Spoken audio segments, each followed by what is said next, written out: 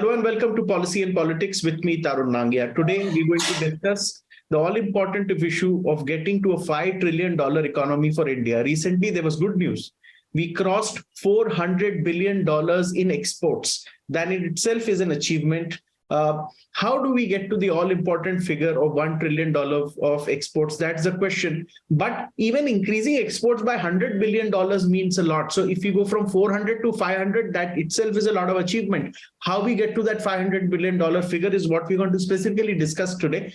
I have an eminent panel. Joining me is Gopal Krishna Agarwal. He's Chief Economic Spokesperson of the Bharatiya Janata Party. He has a flair for numbers because he qualified as a chartered accountant, so he can give you even minute details. Good to see you, Agarwal Ji, and looking forward to some interesting anecdotes. I have with me an IS officer, Ma'am Aruna Sharma. We all know her. She famously served as the Secretary, Ministry of Steel, also Secretary in the Ministry of Communications and IT. Currently is a board member. Good to see you, ma'am, and looking forward to some interesting inputs from you. At the outset, may I request Mr. Gopal Agarwal to open the show. We recently saw that the government put out communication where they said that $400 billion crossed. We are marching to 1 trillion. If you could open the show and then we get to the specifics, over to you. You're not audible. You're not audible. Thank you, Tarunji. And my good wishes to Arunaji. That today's topic is very relevant and we are all interested in this discussion. When the Prime Minister said that we have a target of $5 trillion economy in the near future. So that's an important target and milestone. And the good start was that we have crossed UK and now the fifth largest economy.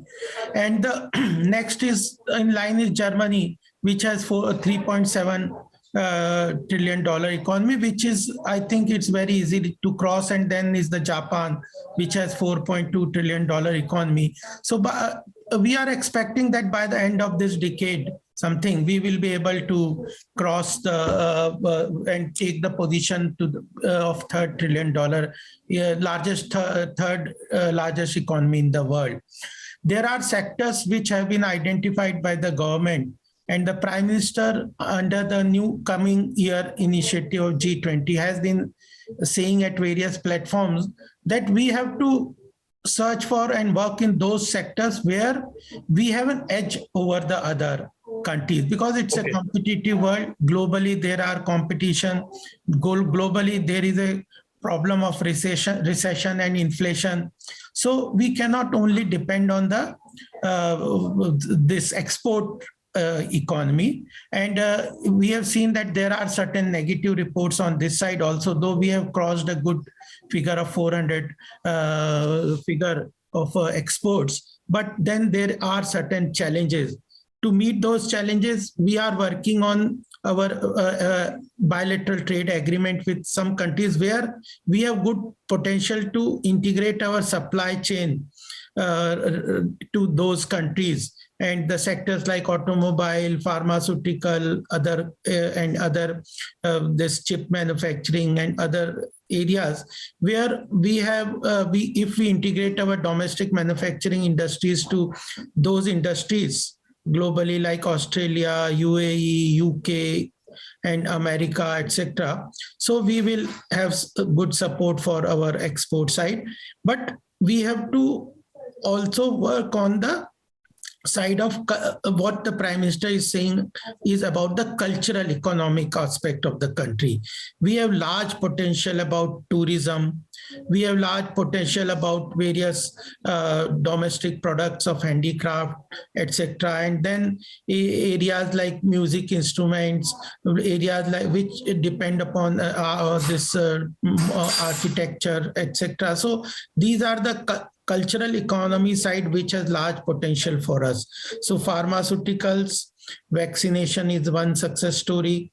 Then in the automobile sector, chip manufacturing, and the government through its PLI schemes in around 30 sectors is also working to support and develop manufacturing sector.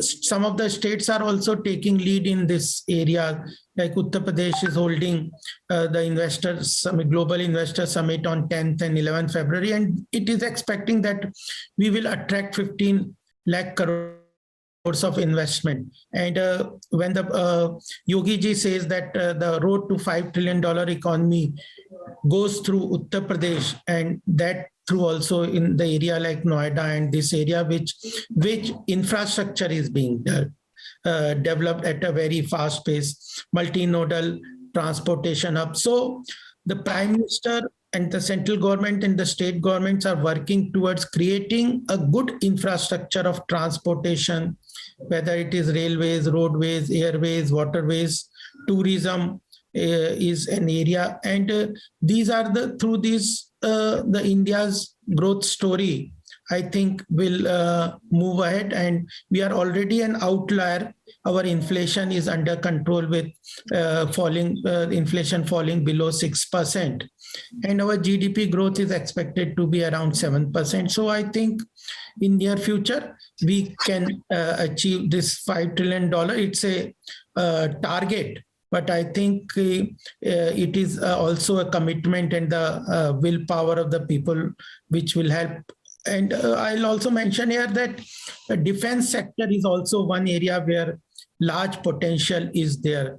2-3 days back, there was a report that the government had targeted that 60% of its defense requirement and procurement will be done domestically. And it has crossed, Rajnath ji mentioned that 68% of our defense requirement has been procured domestically. So defense is one area where also growth is there.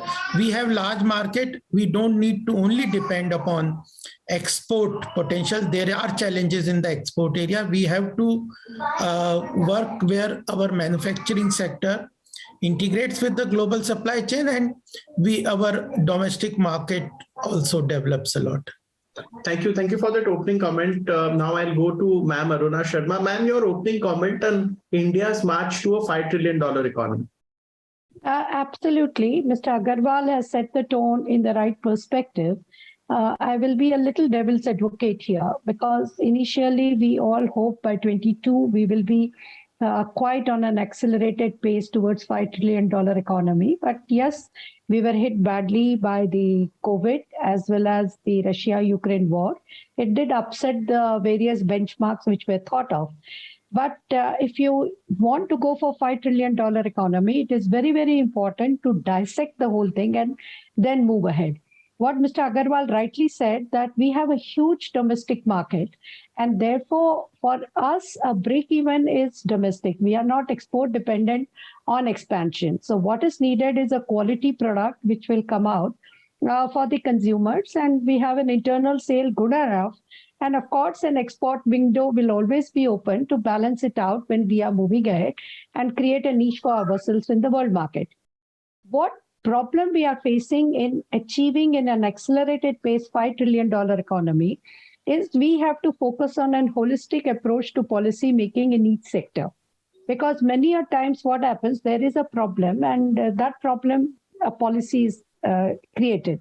But then there could be a negative impact on that sector because of that particular policy on the other wing of it. Just to explain to you and to give you an example of it, suppose in mining, if you go on it, what has happened, we went for auction policy in 2015, but Goa came to a standstill because of that policy. So answer for Goa from 2015, now 2022, we found the answer. And Goa, which was 100% export oriented, what happened is, unfortunately, the population, every household, one person is dependent on mining. So they ended up from a highest per capita income to a low sliding per capita income. And state government, which has never borrowed the money, had to borrow 5,000 crores of rupees. So there was a double whammy to them when COVID happened. So tourism also went for 6. So their two major sources of income got stuck because of holistic thought we were not able to give at that moment of time, which the correction was done literally 6 years later. Similarly, it is happening in every sector where some rollback, some duty is imposed, which does not give a holistic thought. So what is important in each sector to sit on the drawing board again and again and again. And before a policy is announced or executed, it is very important to have a discussion with the stakeholders because they know where the shoe pinches. That is the line ministry, the people who are involved into it, they are into the manufacturing world and take it ahead. The second thing I will say is very important is besides becoming the fifth largest economy, what challenge a country like India with 1.4 billion population is to have an inclusive growth. So that, okay, in absolute numbers we will achieve, but whether our poverty numbers are increasing or our hunger index is getting negatively affected, these things are also equally important. And for them, the answer, what rightly has been said by Mr. Agarwal, is MSME. So a holistic approach for MSME sector, which will provide sustainable employment as well as add to the GDP, is very important because I deal quite a lot in the core sectors where very high level of automation is coming.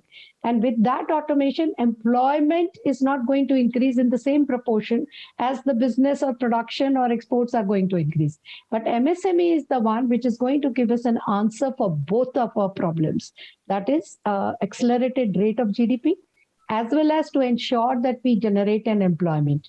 And I always feel that skilling ministry should focus on MSME and let us put the bill of 1 or 2 people in each of the MSME for 1 or 2 years. And that's the best skill employability we can offer to the youth in this country. Instead of, that Hindi film tailoring sikha rahe, ye sikha rahe, we have to come out of that mode completely. And yes, we can achieve. And I am very optimistic that India has got all the ingredients to become a $5 trillion or in fact, crossing $5 trillion economy in coming 5 to 10 years, provided we have a holistic approach, provided we define benchmark of achieving every year of this decade.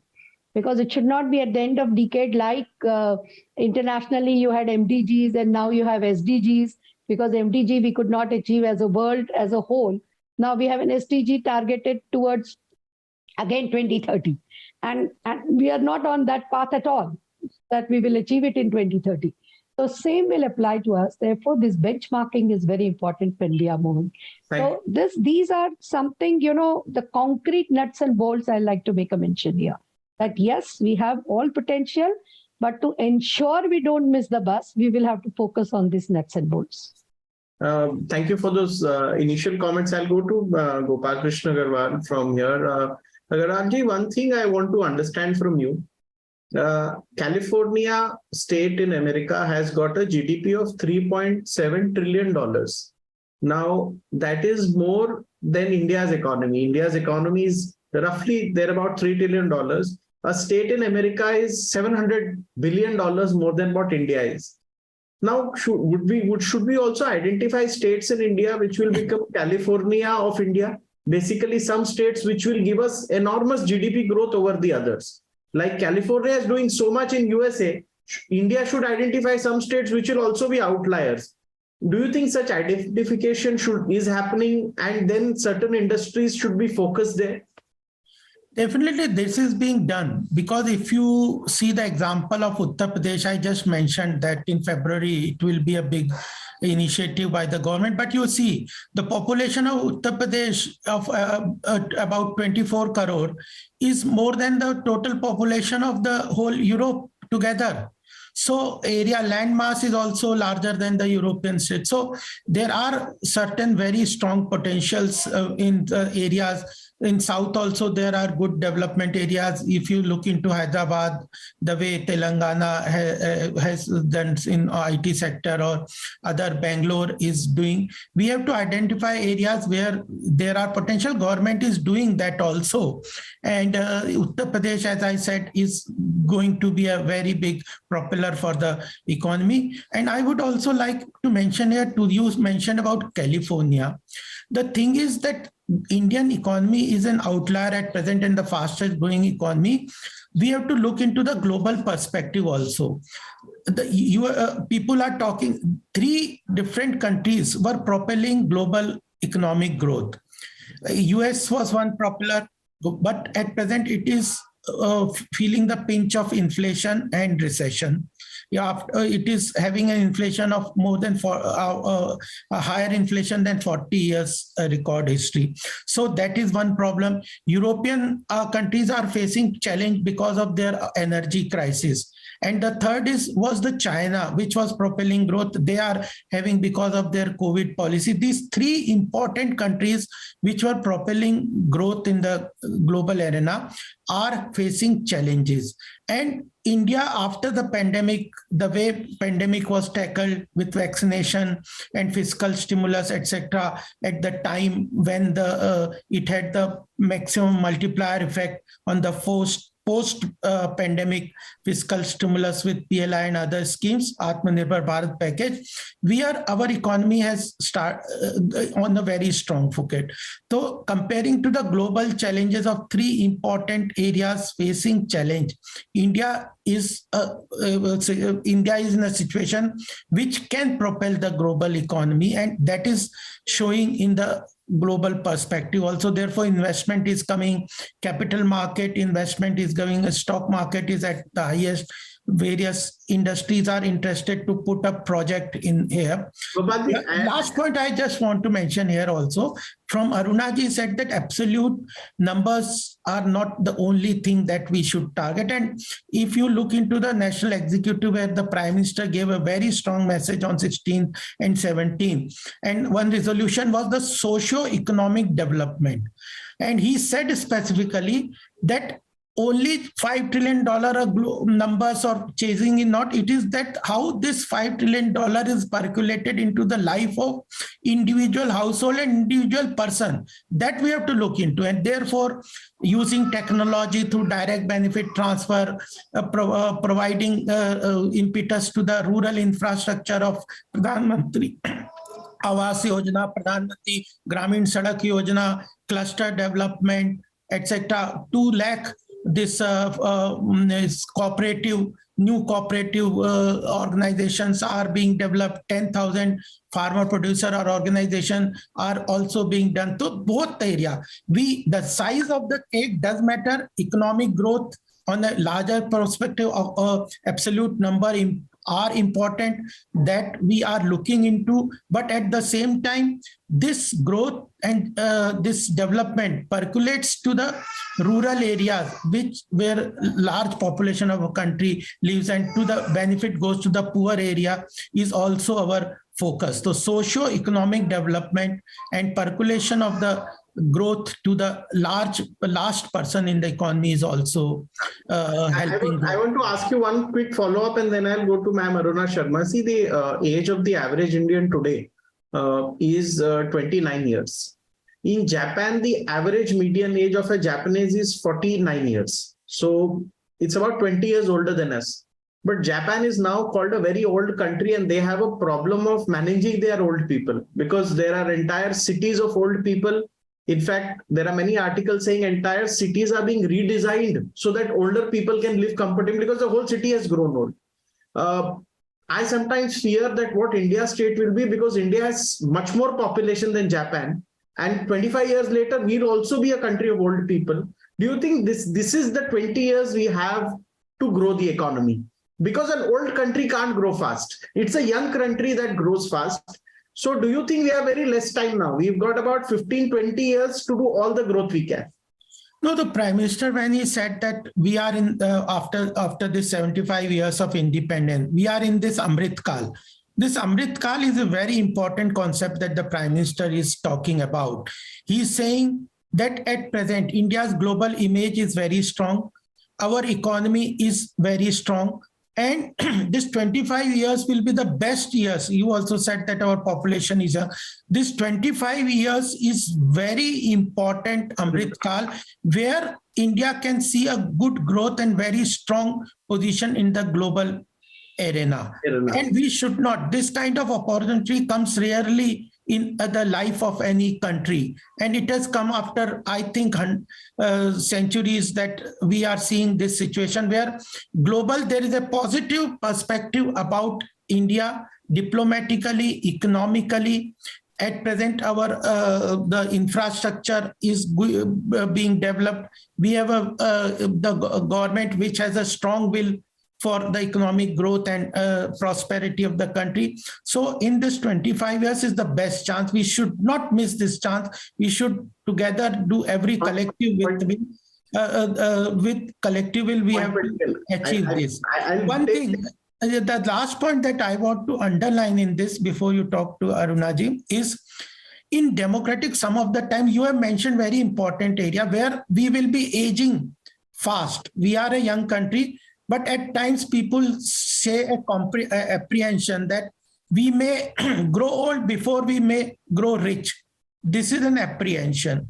And if you see the current debate about OPS, NPS, you will see certain reforms which are very much required in growth in our growth story, which Arunaji also mentioned, that we have to look into those reform factors. And in that narration is harming at times. Certain narrations in the country, whether it was the farm law or now going back because of the Revdi culture or going back to OPS, which is a very bad schemes, which cannot be, do not have a sustainable model of growth. So that narration also people have to build, that we have to build a narration of pro-economic support from the people of the country. Point well taken. I'll take both these questions I asked you to Ma'am Aruna Sharma. So ma'am, first I'll repeat it for your convenience. First was, like California is an outlier in that sense that it does disproportionate amount of GDP. Will India also encourage states, for example, UP, in addition to manufacturing, is one of the most fertile lands in the world, not only India. So even food processing and agriculture can be a big industry in UP in addition to that. Second question was, of course, growing old before we grow rich. If you can address both of these. Surely. Like in India, you will find in an organic way, many of the states have developed USPs. Like if you look at it, Tamil Nadu for small car manufacturing, it has gone in a very big way and we are exporting majority of them. Like IT was mentioned by Mr. Agarwal for Hyderabad, Bangalore. These have come up for software exports in a very, very big way. So like that, in a natural course, you are coming. And yes, Uttar Pradesh and Bihar is a challenge because these are popular states with low industrialization. And they are, in a way, a labor supplier across the country. So that needs definitely a focus and develop on their USPs of, the agro-based products, which can go in a very big way. For Bihar, the minerals can also go in a very big way. When you're working upon it, Jharkhand also joins that. Erstwhile, if you look at that, then when you look, because these are landlocked states, so working on them is very, very important. So you have hardworking people, as a good input there. You have very intelligent people also coming up from that area. But what it needs is a proper scope of industrialization, which is going to help. So these natural clusters are emerging. And the policy which will help them to trigger is very important. Like today, the fear is Web 3.0. We missed Web 2.0. So in Web 3.0, whether it will have an India brand or it will be Indians working in other countries of the world, right? So we don't want Indians working in other countries of the world. We want an India brand, that India is the leader in Web 3.0. The policies have to be very supportive, which is coming in different forms of blockchains, or you're taking on the gaming and other places. That is how they are interlinked. And on your last point of aging, yes, it's a last chance with us. We have this 20 years, and what Mr. Agarwal very beautifully put it, that whether we will become elderly before becoming rich, and that's a challenge. We just can't miss it. So therefore, yes, any policy, which hindrances us or pulls us back by 1 year or 2 years is having a very big impact. So therefore, it has to be well thought out, well tested thing to roll down, and a constant going back to drawing boards, so that we keep on pushing these thoughts, which has been very well articulated by the government, that this is a vision.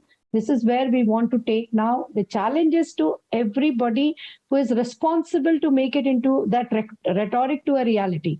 So every step we'll have to keep on checking, and we have shown it in some of the areas, shown it that it has succeeded, it is doing well, it is rolling on its own. speed and inertia. It is going ahead on that. So that is very important, that we have to be absolutely focused and not waste our energy into trivialities, because the energy is same, and how much of that energy we use is very important to push India into a rich country with inclusive growth, as well as heading towards the leadership. That is very important. Thank you. Thank you, both of you, for joining us on this show on marching towards a $5 trillion economy. In our next show, we will specifically discuss infrastructure, where I would like to invite both of you on how much of money we should be putting in infrastructure and infrastructure projects. What kind of projects should they be? Because world-class economy needs world-class infrastructure. Some states have done good in infrastructure, but I think a lot has to be done. I think that's a good area to have take up. But that's it for now. Thank you so much, Mr. Gopal Agarwal, Ma'am Aruna Sharma, for making time and joining on this very important issue. Thank you so very much, viewers, for tuning in. Thank you. Thank you. Thank you all. Thank you.